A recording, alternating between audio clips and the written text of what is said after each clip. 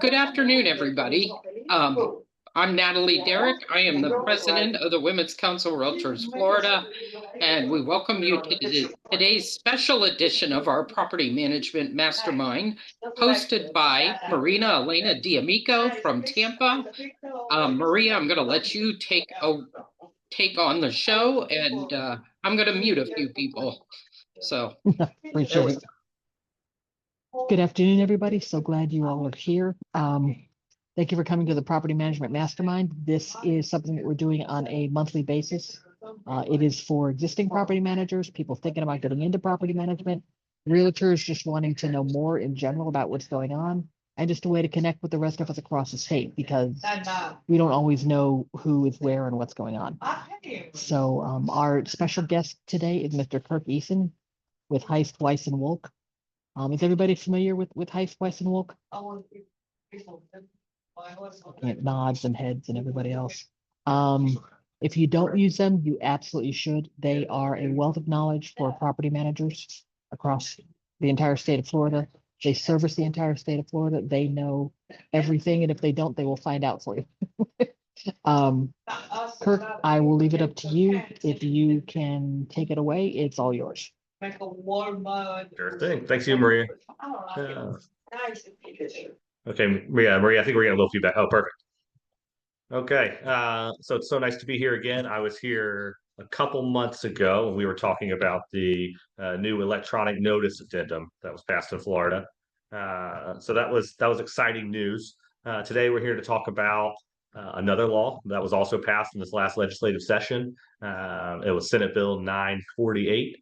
And under that new bill, it creates a new section of Florida Statutes, Chapter 83, specifically 83.512, which requires landlords to disclose flood risk to tenants at or before leasing, right? So previously, there was no requirement as to a flood disclosure. Now there is a flood disclosure. So let's go over what that looks like real quick. So under 83.512, a landlord is required to give a statutory flood disclosure notice. So it's not just simply you making up a notice, adding a line to your lease saying there's not been flooding. You actually have to give the statutory flood disclosure notice. So in the chat, I'll put our website where you can get that. It's evict.com, but I'll give you the specific web page as well where you can download the disclosure. Now, this law was passed in the last legislative session, but it does not go into effect until October 1, which a few months ago seemed like a long time away, but now we realize it's coming up and it's Wednesday, right? So starting Wednesday, every lease executed on or after October 1 has to have this flood disclosure. So I don't care if you're in the 18th floor of a condo in downtown Tampa, you still have to have that flood disclosure.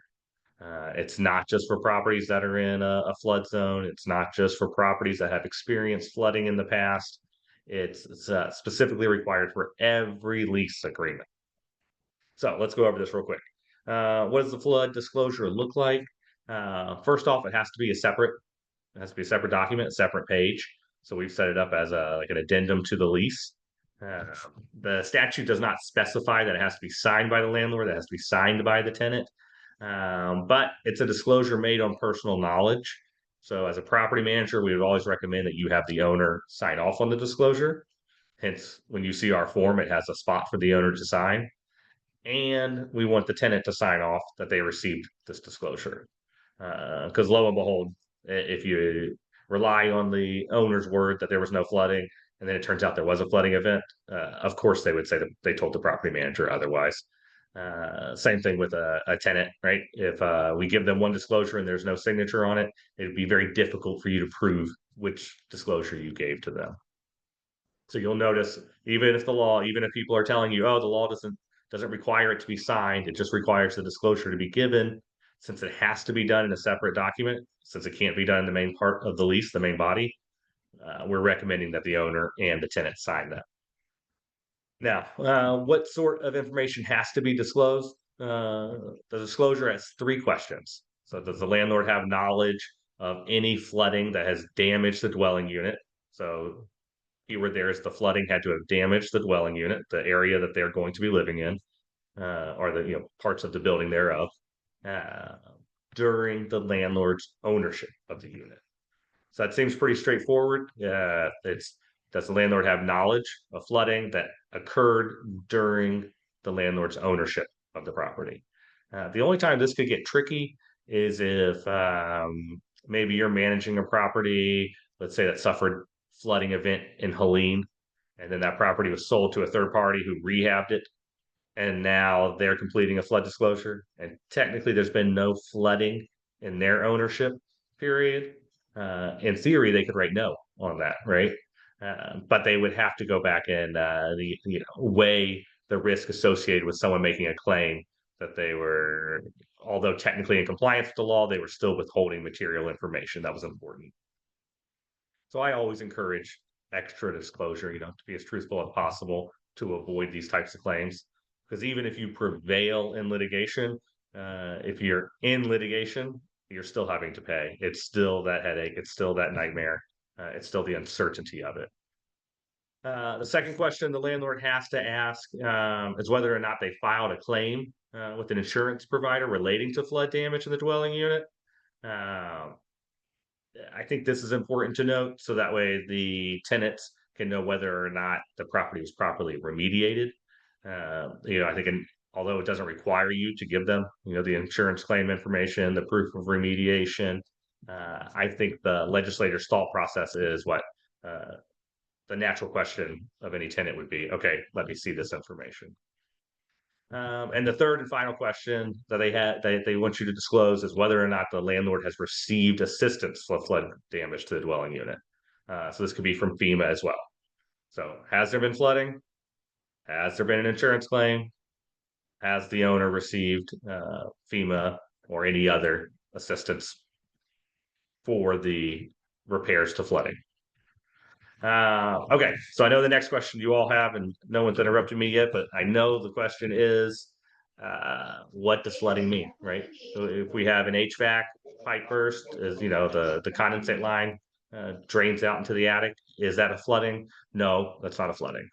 So the statute defines flooding as a general or temporary condition of partial, keep in mind, partial or complete inundation of the dwelling unit caused by overflow of inland or tidal waters, unusual and rapid accumulation of runoff or surface waters, such as from a river, stream, or drainage ditch.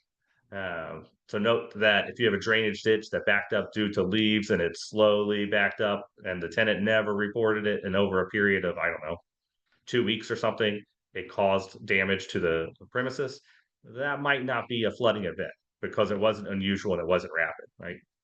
The tenant allowed the kid soccer ball to get into the drainage ditch, which caused it to back up. Again, an overly cautious person might go ahead and disclose that. And it finally defines flooding as what? The sustained periods of standing water from rainfall. So if you have sustained rainfall that allows the dwelling unit to become inundated or partially inundated with floodwaters, that too would classify as a flooding event. So a backed up sewer, that's not a flooding event. If you flush the toilet and it overflows, it's not a flooding event. A broken pipe from a unit above you, not a flooding event. Generally has to come from natural sources of water. So a lot of people are asking, hey, there's a lot of advocacy out there to get the laws we want. What about this type of law, which we clearly do not want? How did this one get through? And it's not necessarily that we did not want this. We just did not want the manner in which it was done, right? Personally, I would like to only have to give a disclosure on a property where there was flooding. That would surely save a lot of paperwork, but the legislators weren't up for that. So what we were able to do, though, is at least advocate to get the law to have a little bit of teeth for landlords as well. So the law states that if you don't give this disclosure, or if you give the disclosure incorrectly, and then the tenant suffers a substantial loss due to flooding, they're allowed to terminate the rental agreement. Okay, I mean, that's what we wanted before, right? Anytime your property gets flooded, for the most part, we want to terminate the tenancy immediately. Okay, so we wanted that. Nothing's changed with that. They also get any prepaid rent, prepaid advanced rent returned to them. Okay, we already did that. And they get their deposit returned to them. Okay, for the most part, we did that too. But one thing we were able to add to the law is that the tenant now would have to uh, surrender the property within 30 days of the flood. So the beauty of that is after Helene, I'm sure a lot of y'all remember, is we had a flooding would come through, a tenant would have nowhere to go, they would not pay rent, they would report it to code, and then what would happen? They would sit in the property for 4 to 6 months, right? Uh, all while you're getting code violations, trying to coordinate, the tenant's getting sick, it's not a good spot. So we were able to get the legislature to include them having to surrender possession within 30 days. So there's a bright side to that part. But just because the statute has very minimal penalties for giving a false disclosure, does not mean that we're going to ignore it. Just because you are already going to do those things anyway with a terminated lease, with a flooded lease, doesn't mean that you're going to not give the disclosure or that you're going to take it lightly, because it could also lead to other causes of actions that aren't foreseen in the statute. So make sure the owners are truthfully giving these disclosures. Make sure that every lease signed on or after October 1 passes. So this gets tricky when you have a lease that you send out on September 25th, and the tenant moved in on September 25th, and they're just now getting around to signing the lease, or the owner's just now getting around to signing the lease. If it's on or after October 1 when that lease is finally signed, we have to give that disclosure. I Now, have a some quick best, question. yes, ma'am. Oh, sorry. Somebody asked, does this apply to short-term rentals, either Airbnb status or like 3 months, 4 months? Technically, a short-term rental is not included under Florida Chapter 83 because it's a transient rental. I've already had some agents tell me, "Hey, listen, we don't care. We're going to give this flood disclosure in every residential property that we're doing now." But no, technically, a short-term rental that's not subject to Chapter 83 because it's a transient rental would not apply to that. Good question, though. Good question. So, what are some best practices we're seeing on the flood disclosure? The best thing we can do is earlier the better, right? Earlier the better. If we can have our owners complete the flood disclosures, if we can find a way to attach them to our applications, even that would be awesome. Not everyone's signing it. Similar to what we do with lead-based paint, right? Earlier the better. We want to get it to them. In the event that there was flooding on the property, we're going to go ahead and get this disclosed, right? Even though with flooding disclosure, you're allowed to give it uh, at any time at or before lease signing. Again, if there's flooding, it's going to blow up the deal. So we're not going to hide that from anyone. Best practice is to get that out there as soon as possible. You're required to disclose it, so we might as well go ahead and get that done in the first place. Other bright news with this is it could encourage some landlords who were hesitant to have things fixed, such as drainage ditches or proper draining on the property. We all have that, right? Just simple gutters sometimes where if it's not directed properly or the drain's backed up, we had the buried drain that collapsed and the landlord just didn't care anymore because they didn't want to fix it. This new law could encourage them to get those items fixed because they're relatively cheap, and it's a good insurance that in the event that there is a major downpour again or a major flooding event, that we're able to divert the water. So you're not going to have to disclose that it flooded if we're able to do some preemptive fixing. So there are some silver linings to that. Okay, so the key takeaways again on flood disclosure. I know I've said it before, but I'm going to say it again. It goes to every residential lease signed on or after October 1. Remember, it's not just a floodplain. It's not just if you've had damage. It's every single one. You have to answer the 3 questions. Has to be a separate page. Ideally, it's signed by the owner and the tenant. We don't want any room for he said, as she said. That's not the right disclosure.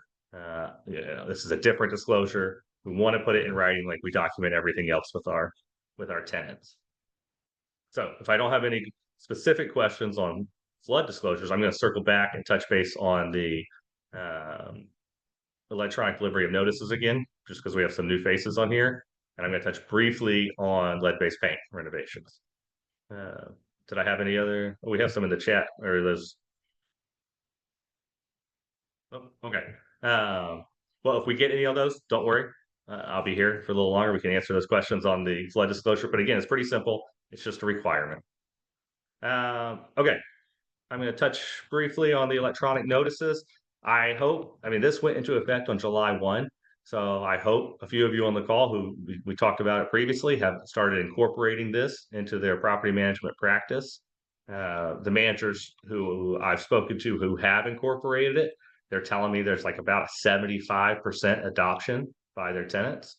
So that means 75% of their tenants are adopting in, which is awesome news.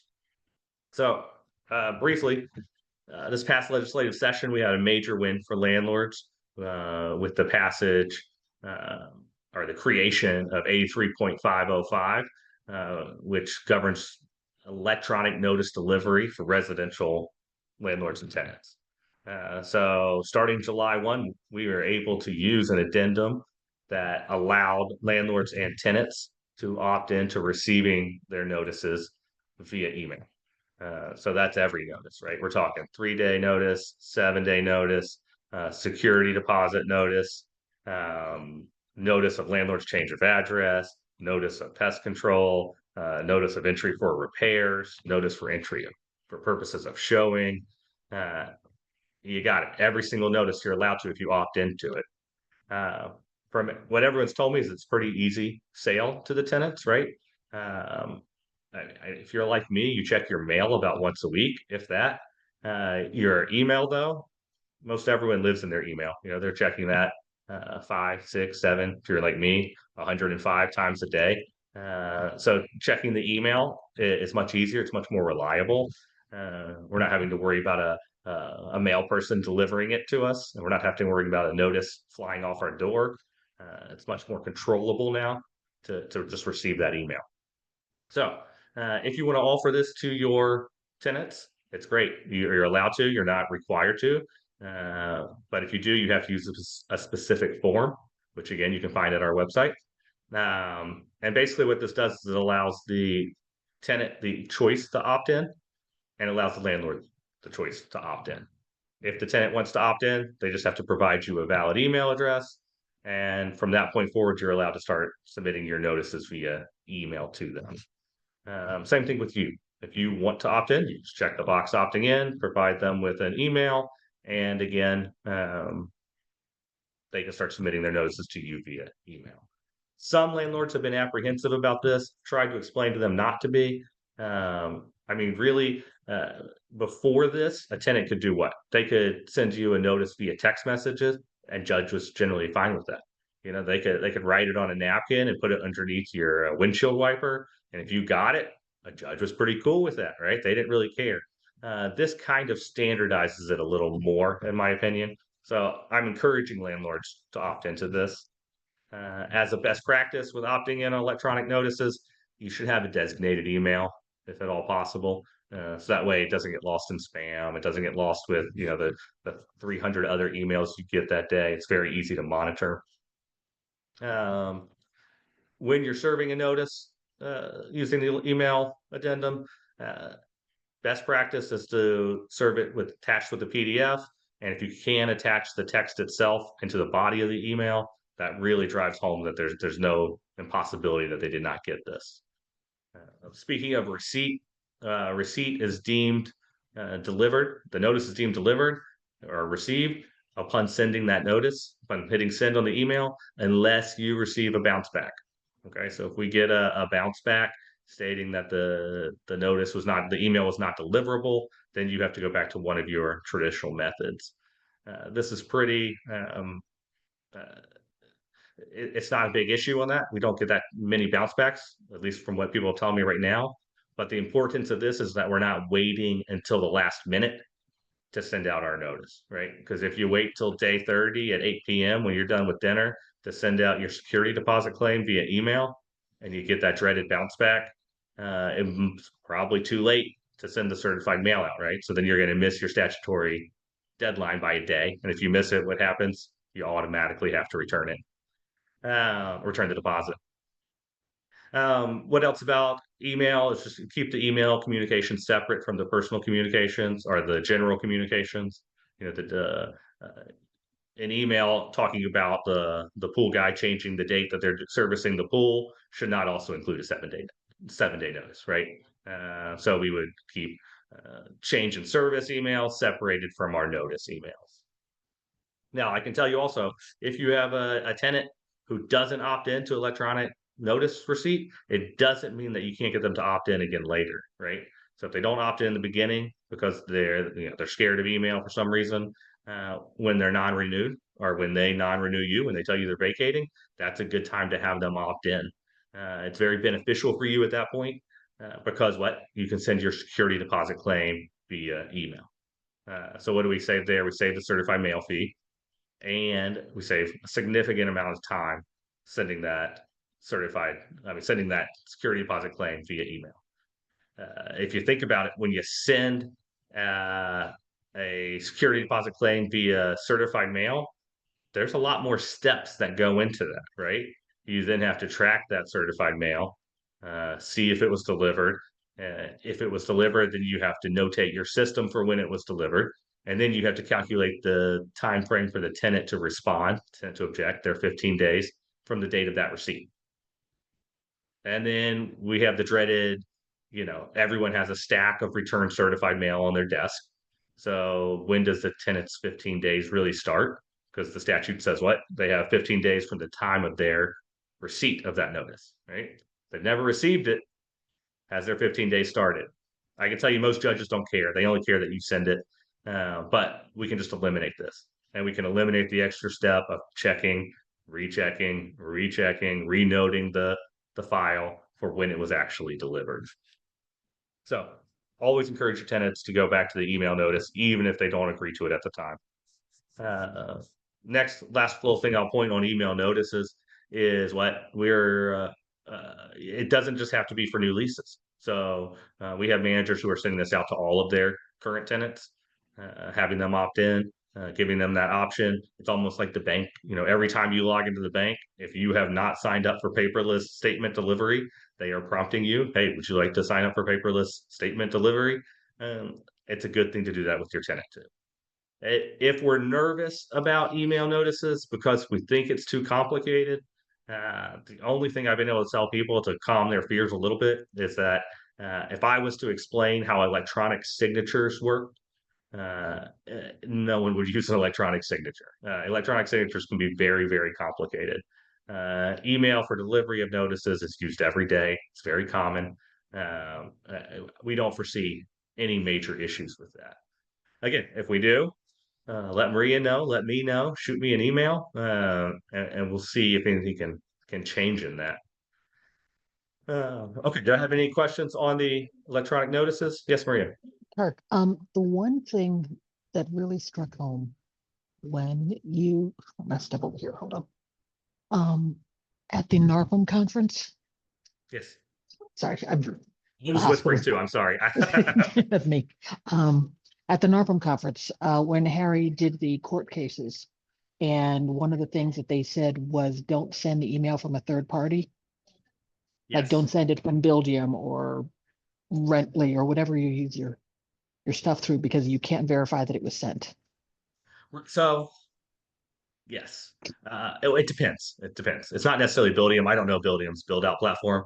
But in general, the point of that case that we had was that if you're sending it through a platform that's not an email service, how can you necessarily testify that that email was sent? Right? Through Gmail, it's easy. Through Outlook, it's easy. Through any of your custom domains, it's easy to prove that it was sent. Not only that, like through Gmail, you can download the headers, and they're going to have the metadata in that email that shows how it was delivered. So if we had to, we could have testimony as to that. Through a third-party platform, it used to, they've gotten better now, but they used to send it from like 1678947683976je at yourportal.com or whatever. And those emails almost always went to spam. They weren't always sent out at the same time. So if you are sending it from your portal, it's important that you know that it's actually being sent, and that you can get that metadata if you need it, and that you get notification of bounce backs. Some portals do not give notification of bounce backs. They might let you track it to see if it's open or not open, but they don't tell you if it's bounced back. So you might be sitting there waiting for an open, waiting for an open, waiting, never getting that open, but you think it was delivered, and actually there was a bounce back. Luckily for notices, for the most part, tenants don't deny they received it, right? It's very, very rare that we get a case where a tenant denies receipt of a notice, with the exception of a non-renewal. So if you're sending a non-renewal, that's the only notice that the tenant plausibly can say they weren't expecting, right? They're not paying rent, they're waiting for that notice from you. If they have an unauthorized dog, they're waiting for you to say something. If you're non-renewing them, they might have no clue, right? They're looking at getting their kids back in school. They've been there for 3 years. They thought everything was good, so they're wondering why am I getting non-renewed? So yeah, on a non-renewal, I would do email, I would do traditional, I would do as much as possible to elicit a response from that tenant. But any other questions on the notices or the flood disclosures? If anybody has any questions, please feel free to speak up. That's what Kirk was here for today. And we can do a little bit of free questions at the end. I got one more thing we'll touch on quickly. And that is, this was Maria added this on last minute to me, guys. So I'm not technically prepared for it. Yes. But she wants me to address, she's been getting a lot of questions and comments on lead-based paint certifications, becoming a lead safe certified firm. There's Luckily in Florida, we haven't seen too much of it yet, of enforcement on it, but it doesn't mean it's not coming. So yes, it is a best practice. This all came from the EPA in March of 2022. So the law didn't change. Let me make that clear. The law did not change. But what happened is the EPA withdrew 2 questions. So they have a frequently asked questions, and this basically says, here's the law, and then we give you a list of questions and answers so you know how the EPA interprets the law, how we're going to enforce it. And they deleted 2 questions and answers. And one of the questions had to do with, let's see if I can find it right here. A property management company performs most of the clerical functions of the business and hires plumbers, electricians, carpenters, etc. for its renovation needs. Does the property management company need firm certification? And in general, under that question, they answered basically no. I mean, they were more long-winded than that, but they said no, basically, right? So we weren't as worried about having a lead-based paint certification. Now, with the deletion of this question and answer, we don't know exactly how they're going to enforce it. But we do know that the EPA has said RRP does include such limited tasks as coordinating with the tenant when they're going to vacate for the contractor, or coordinating with the tenant, telling them when contractors are going to be at the property, right? So those very, very minor actions could subject you to RRP activity, which would mean that if you're working on a pre-1978 built property, you had to be lead safe certified. Uh, Ultimately, guys, the class is a 1 day class. It's pretty easy to get certified. I would go ahead and get certified if we can do so. I know through NARPM, and I think the realtors even had some classes that they put on where you could get this 1 day certification. So it's not the end of the world to become into compliance, but it is one more thing, right, for y'all to do. We've actually had some managers just say we're not doing pre-1978 homes anymore because of this. I don't know if I'd go that far, but it is definitely something to take serious. There has been enforcement action. I think the closest case that I've seen was up in Georgia, or maybe the Panhandle. But everything comes in waves, so there's a good chance that it comes down here as well. So with that, I am more than happy to answer any questions that we might have in general. And we don't have to limit it to these new laws. One thing I will tell you is that Heisweiss-Wold, especially Harry, is very, very involved in advocacy for property managers. So if there's something that y'all think is missing from Florida statutes, that y'all think needs changed with Florida statutes, that's awesome to come back here or to shoot me an email, shoot Marie an email. She'll let me know, and we'll see if we can't add it. I did get asked by Cindy if we could speak briefly on the condo association laws. We only represent landlords. As far as condo association laws that don't affect the property management directly, I'm really not the guy to speak to that. I'm going to put a couple of websites in here for y'all to get these forms that we talked about. I know Maria gave you some, but I'm going to give you the direct. That's for our flood disclosure. And for electronic notices, I put that in there as well.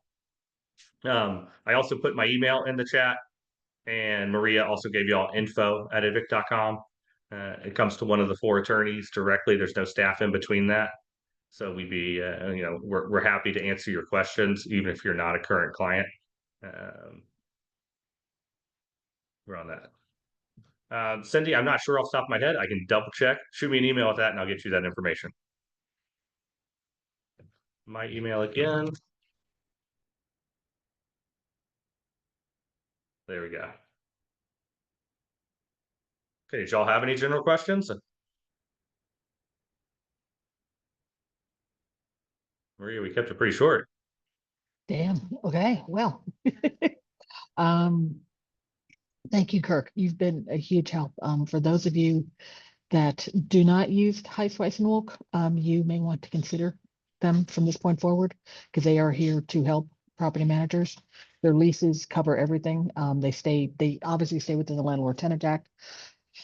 But if there's a gray area, they are happy to look into it or find something to help. I know I've sent over a couple things that they have accommodated in the leases. Because God knows if something weird's going to happen, I'm going to find it. I don't know if anybody else is like that, but I know I'm one of them.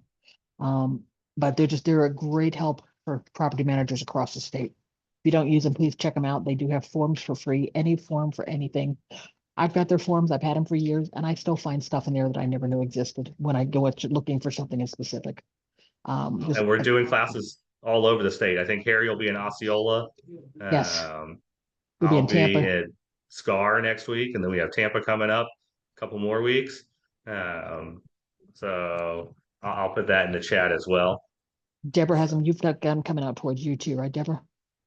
Yeah, Deborah will be with me next week at SCAR. Yep. Here at Yeah. Thursday, all day, 9 to 4. Woohoo. 9 to 4. If I'm not trouble, North she Florida. We just left North Florida, Joan. But I'll be back. I put our legal classes on there. But yeah, I just did a tour in North Florida not too long ago. No, they're wonderful. Thank you, Kirk. If nobody else has any questions, Joan did have a problem she wanted to bring up and discuss with everybody, or just ask in general. Whoop, she's muted. I don't want to do it right now. So Okay, thanks. no, okay, we'll talk later. We'll talk after. Yeah, thanks. Well, good. Okay. Well, thank you so much, Kirk, for being here. I really appreciate it. But I know the landscape is always changing, and you guys are just so helpful. Well, thank you, Marie. And it was great seeing you, I guess 2 weeks ago now. And it's great being here again. And really, y'all reach out if you need anything. Stuck with me. Thank you. Thank you so much, Kirk. Thank you, everybody else. Okay, so for everybody else that is staying, if there's any questions that you want to bring up, Jenny, I hope you got your situation handled over there. If anybody has anything they want to toss around to other property managers or discuss or bring up, or something new they've come across, or weird situation, feel free to share, feel free to ask for help. That's what we're all here for. And if you don't, then just looking for anybody has a raised hand or anything like that. If you don't, we may be cutting this one short today. Well, But it if is you do- Friday afternoon, so Yeah, it's 5 o'clock somewhere. right? I will. Except for property managers, because I just got oh, my hot water heater's going out text. Right. Oh, we need to be drinking 24/7. I don't know about anybody else, but we need to drink 24/7. I definitely. Why is it always Friday afternoons? Friday at 5, not even any other time. My AC runs out and I need it now. We have something coming tomorrow morning. Well, when this started happening this morning, you should have told us. Beth, go ahead. How often do you all do these? This is my first time to join it. Oh, good. We meet monthly, Okay. usually the third Thursday of every month from Oh, okay. So it's either not 2 to 3 or 2:30 to 3:30, depending on who's coming to talk to us. third Thursday. Mhm. So it's not usually Fridays. No, this was a special case, with everything going on with Women's Council and with Kirk's schedule. It was really kind of hard to coordinate everything. But that's why we had to move it to today. Third Thursday, usually at the same time, like 1 p.m. Well, for us, it's 1. For you, it's what? Yeah. Either 1 or 1:30. Oops, I gotta go for my husband. I gotta run, guys. I appreciate everybody being here. Natalie, it's all yours. Okay, and Deb. And Deb, Natalie and Deb, it's all yours. So Deb, I'm going to yes, step Beth. out too, if Okay. that's good with you. Thank Again, it you was so wonderful much, being here. Kirk. Thank you all. And Thank you. and I'm going to stop the recording at this time so that